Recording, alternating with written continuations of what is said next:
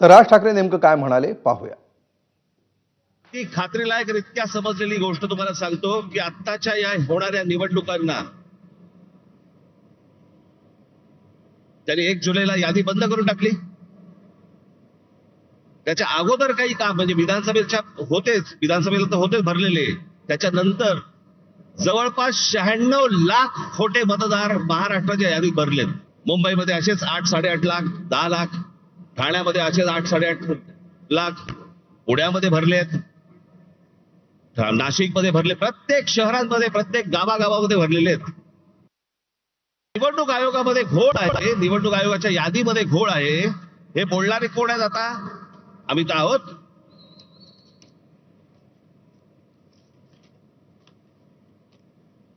मी अजून 3 व्हिडिओ आणलेत. एक आहे सतीश चव्हाण, अजित पवार गट. दुसरे आहेत संजय गायकवाड, एकनाथ शिंदे गट. आणि तिसरे आहेत मंदा म्हात्रे, हे भाजपचे आहे. हे तिघेही आमदार आहेत. हे तिघेही काय बोलतात ते ऐका. गंगापूर विधानसभा मतदारसंघात जवळपास 36,000 नावे दुबार आलेली आहेत.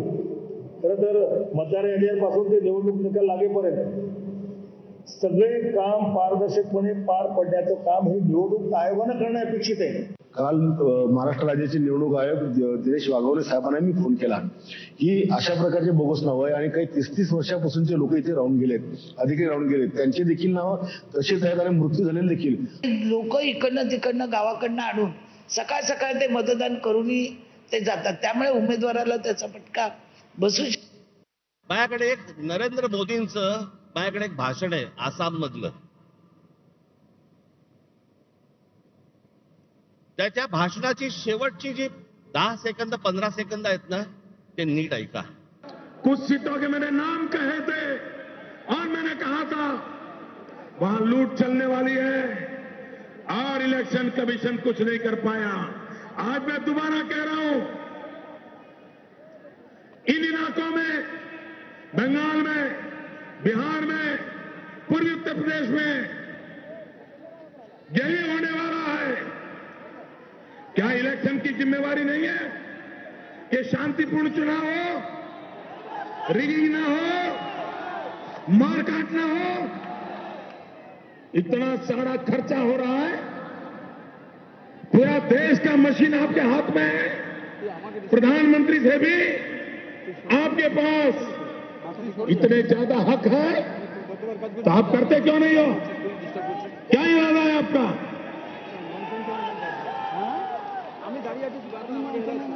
और मेरी इस बात से भी इलेक्शन को बुरा लगता है कमीशन को, तो एक और केस ठोकने की आपको इजाजत है. अशा प्रकारच्या निवडणुका जर होत असतील तर हा संपूर्णपणे या महाराष्ट्रातल्या आणि देशातल्या मतदारांचा अपमान आहे. तुम्ही मत द्या, नाही तर नका देऊ. मॅच फिक्सिंग झालेलं आहे, मॅच सेट आहे. हे कोणत्या प्रकारचं षडयंत्र, ही कोणत्या प्रकारची लोकशाही आहे? आणि नंतर सांगायचं नाही नाही ह्यांचा एकही आमदार निवडून नाही आला, ह्यांचा एकही खासदार निवडून नाही आला. अरे येईल कसा? जर मतदार याद्यांमध्ये तुमची गणितच जर समजा सगळी सेट करून ठेवणार असाल, तुम्ही मतदान करा, नाही तर नका करू. रिझल्ट अगोदर ठरलेला आहे. हे ज्या निवडणुका घ्यायचं म्हणतायत ना, हे जोपर्यंत ही मतदार यादी पूर्णपणे स्वच्छ होत नाही, सर्व राजकीय पक्षांचं समाधान जोपर्यंत होत नाही, तोपर्यंत या महाराष्ट्रामध्ये निवडणुका घेऊनच दाखवा. त्या महाराष्ट्रातल्या निवडणुका शांततेने पार पाडायच्या असतील, पहिली ती मतदार यादी स्वच्छ करा. कोण सत्तेवरती येईल आणि कोण पराभूत होईल याच्याशी मला कर्तव्य नाही, पण जे मतदान होईल ते खरं होईल, या दृष्टिकोनात निवडणुका झाल्या पाहिजेत. दरम्यान सत्ताधारी आमदारांवर राज ठाकरेंनी काय टीका केली आणि त्याला दरेकरांनी काय उत्तर दिलंय पाहूया. आम्ही जे निवडणूक आयोगावरती बोलतोय, निवडणूक आयोगाला ह्या याद्या सुधारा म्हणून सांगतोय, मला समजत नाही सत्ताधारी पक्षाचे लोक का चिडतायत.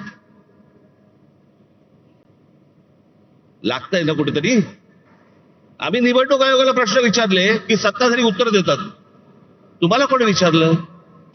तुम्हाला वाटतंय, तुम्हाला राग येतोय कारण शेण खाऊन ठेवलंय. सगळ्यांना माहितीये, महाराष्ट्रातल्या अगदी गल्ली गल्लीमध्ये सगळ्यांना माहितीये की ही सत्ता कशी आली ती. मला वाटतं शेण, घाण, कोट्या, वार ही यांची टीका करायची पद्धत आहे. आता शेण कोण खातं हे निवडणुकीत लोक सिद्ध करत असतात. त्याच्यामुळं ज्यांनी लोकांशी प्रामाणिक राहिले, जे लोकांची सेवा करतायत, त्यांच्या मागे लोक उभी राहतात. आणि जे केवळ राजकारण करतात, निवडणूक ओरिएंटेड काम करतात, भावनिक निवडणुकीसाठी काम करतात, त्यांच्या तोंडात शेण लोक कोंबतात.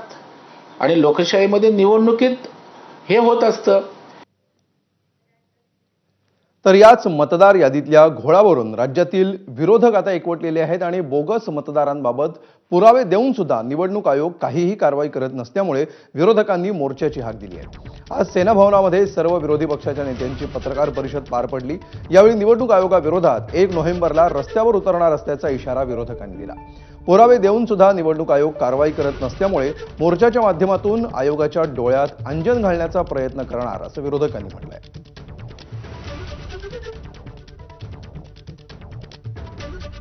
निवडणूक आयोगाच्या या मनमानी आणि भ्रष्ट कारभाराविरुद्ध मुंबईत सर्व पक्षीय विराट मोर्चा निघेल.